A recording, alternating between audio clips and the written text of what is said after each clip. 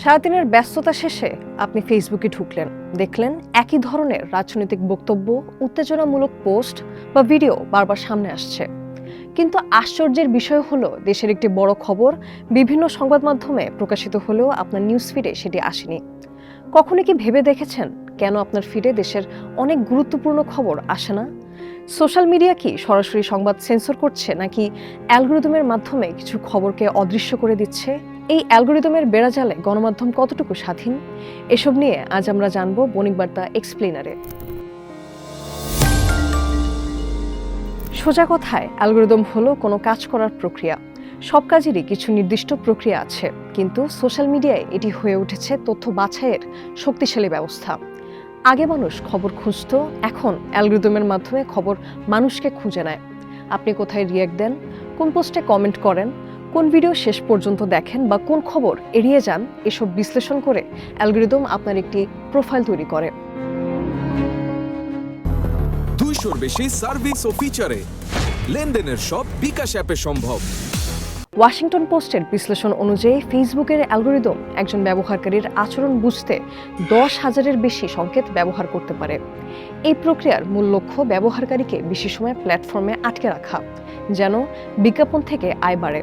আর এভাবেই তৈরি হয় অ্যালগরিদমিক গেটকিপিং।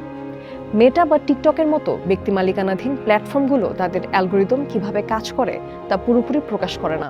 ফলে কোনো খবর কেন সামনে আসে আর কোনো খবর কেন ফিডে হারিয়ে যায় তা ব্যবহারকারী জানতেই পারেন না। খবর তৈরি করা ব্যক্তি বা প্রতিষ্ঠান এবং পাঠকের মাঝখানে অ্যালগরিদম এখন অদৃশ্য তৃতীয় খেলোয়াড়। অ্যালগরিদম অনেক সময় ফিল্টার বাবল তৈরি করে, মানুষের চিন্তার পরিসরকে একটা গণ্ডিতে সীমাবদ্ধ করে ফেলে। 9 লাখের বেশি সংবাদ ও মতামতধর্মী লেখা বিশ্লেষণের পর ইলিনয় ইনস্টিটিউট অফ টেকনোলজির এক গবেষণায় এসেছে, নিউজ রেকমেন্ডেশন অ্যালগরিদম মানুষের রাজনৈতিক পক্ষপাতকে আরও শক্তিশালী করে তুলতে পারে। অর্থাৎ কেউ একটি নির্দিষ্ট মতাদর্শের খবর আগে থেকেই পছন্দ করলে অ্যালগরিদম তাকে সেই ধরনের খবর বেশি দেখায়। আরেক গবেষণায় এসেছে, মাত্র 7 দিন বা প্রায় 300 ক্লিকের মধ্যেই ব্যবহারকারী এক বা অল্প কয়েকটি বিষয়ে আটকে যেতে পারেন। ফলে পেশাদার সংবাদ মাধ্যমের কন্টেন্টের বদলে কোনো ইনফ্লুয়েন্সার বা ডিজিটাল ক্রিয়েটরের তৈরি কন্টেন্ট বেশি ছড়াতে পারে, যেখানে সত্য, গুজব, মতামত ও প্রোপাগান্ডা একসঙ্গে মিশে যায়। ডিজিটাল যুগে সেন্সরশিপের ধরনও বদলেছে। এখন পোস্ট মুছে না ফেলা হলেও তার দৃশ্যমানতা বা রিচ কমে যায়। ভিডিও থাকে কিন্তু রেকমেন্ডেশনে ওঠে না। আগে সম্পাদক সংবাদের গুরুত্ব ঠিক করতেন, এখন অনেক ক্ষেত্রে সেই ভূমিকা নিচ্ছে অ্যালগরিদম। তাহলে অ্যালগরিদম কি খারাপ? না, তা আসলে নয়। ভুয়া খবর ঠেকাতে অ্যালগরিদম অবশ্যই কার্যকরী, কিন্তু সমস্যা শুরু হয় যখন একই প্রযুক্তি জনস্বার্থের সংবাদ, রাজনৈতিক মত বা সংবেদনশীল ইস্যুর দৃশ্যমানতা নিয়ন্ত্রণ করতে থাকে। সমাধানের জন্য প্ল্যাটফর্মগুলোর সংবাদের র্যাঙ্কিং প্রক্রিয়া স্বচ্ছ করতে হবে। কোন খবর কেন সামনে আসছে আর কোন খবর কেন নিচে চলে যাচ্ছে তার ব্যাখ্যা জানার অধিকার ব্যবহারকারীর আছে। স্বাধীন গবেষক ও সাংবাদিকদের অ্যালগরিদম পরীক্ষা করার সুযোগ থাকতে হবে। কোনো সংবাদ অকারণে ডাউন র্যাঙ্ক হলে তার ব্যাখ্যা ও আপিলের ব্যবস্থাও নিশ্চিত করা জরুরি। একই সঙ্গে মানুষের ডিজিটাল সাক্ষরতা বাড়াতে হবে, কারণ নিউজফিড মানেই পুরো বাস্তবতা নয়। একই সঙ্গে মানুষের ডিজিটাল সাক্ষরতাও বাড়াতে হবে, কারণ নিউজফিড মানেই পুরো বাস্তবতা নয়। সংবাদ মূলত গণতন্ত্রের অংশ।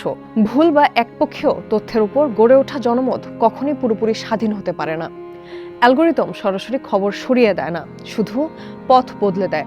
রিচ বা দৃশ্যমানতা কমিয়ে দিয়ে চোখের আড়ালে সরিয়ে রাখে, আর মানুষ বুঝতেই পারে না যে সে অ্যালগরিদমের অদৃশ্য জেলখানায় বন্দী। সোশ্যাল মিডিয়ার অ্যালগরিদম কি আপনার সংবাদ দেখার স্বাধীনতা কমিয়ে দিচ্ছে? মতামত জানান কমেন্টে। দিন দুনিয়ার বাজার, বিশ্ব অর্থনীতি, রাজনীতি সহ এমন আরও সব সংবাদ পেতে ভিজিট করুন বণিকবার্তা.com-এ।